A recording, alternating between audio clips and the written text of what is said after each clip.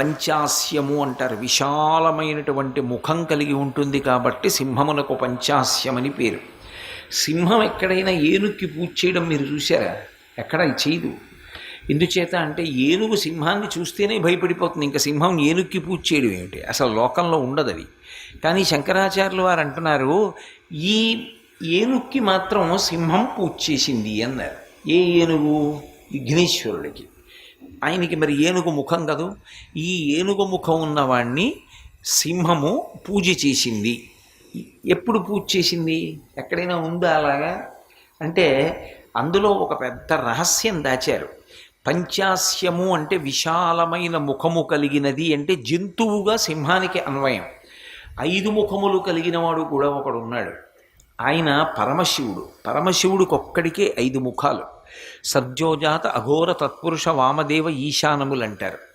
సద్యోజాతం పశ్చిమాన్ని చూస్తుంది, అఘోరము దక్షిణాన్ని చూస్తుంది, వామదేవము ఉత్తరాన్ని చూస్తుంది, తత్పురుషము తూర్పుని చూస్తుంది, ఈశానము పైకి చూస్తుంది.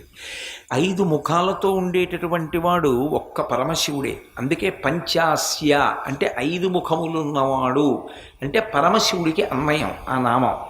సింహము ఒక అర్థం, పంచాస్యము ఒక అర్థం. సింహము అంటే మృగరాజు. ఆ అడవిలో ఎన్నున్నాయో అన్నిటికీ సింహమే రాజు. లోకంలో ఉన్నవన్నీ పశువులే.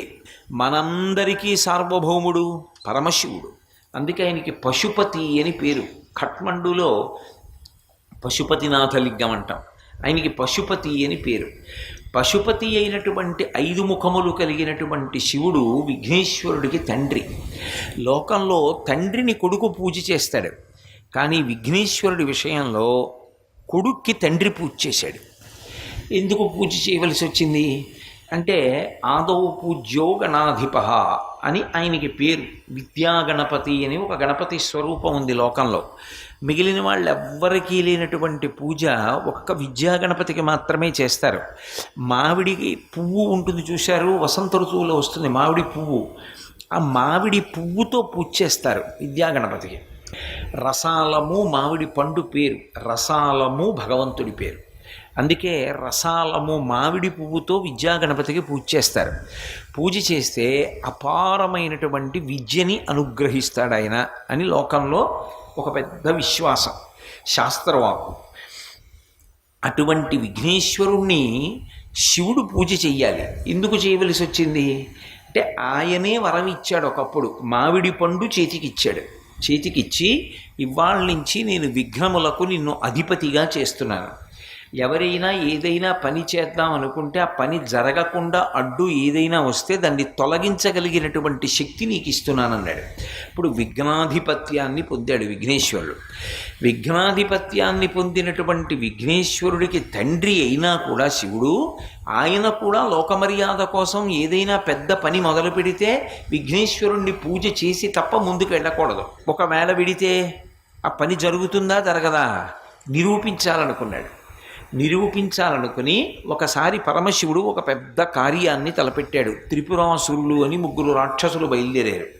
ఒకడు బంగారుపురంలో ఉండేవాడు, ఒకడు వెండిపురంలో ఉండేవాడు, ఒకడు ఇనుప నగరంలో ఉండేవాడు. 3 ఆకాశంలో తిరుగుతుండేవి. ఆ త్రిపురాసురుల్ని సంహరించవలసి వచ్చింది. ఆ త్రిపురాసురుల్ని సంహరించగలిగిన వాడు పరమశివుడు ఒక్కడే. అది కూడా ఒక్క బాణంతోటే చంపాలి, అది వాళ్ళకి వరం. అందుకని అది కూడా పూర్వం ఎక్కడా లేనటువంటి రథం ఎక్కి, ఇంతకు పూర్వం లేనటువంటి ధనస్సు చేత్తో పట్టుకుని, ఇంతకు ముందెన్నడూ వాడనటువంటి బాణం పెట్టి కొడితే 100 సంవత్సరములకు ఒక్కసారి ఆ 3 పురములు ఒక సరళ రేఖలోకి వస్తాయి, ఒక్క గీతలోకి వస్తాయి.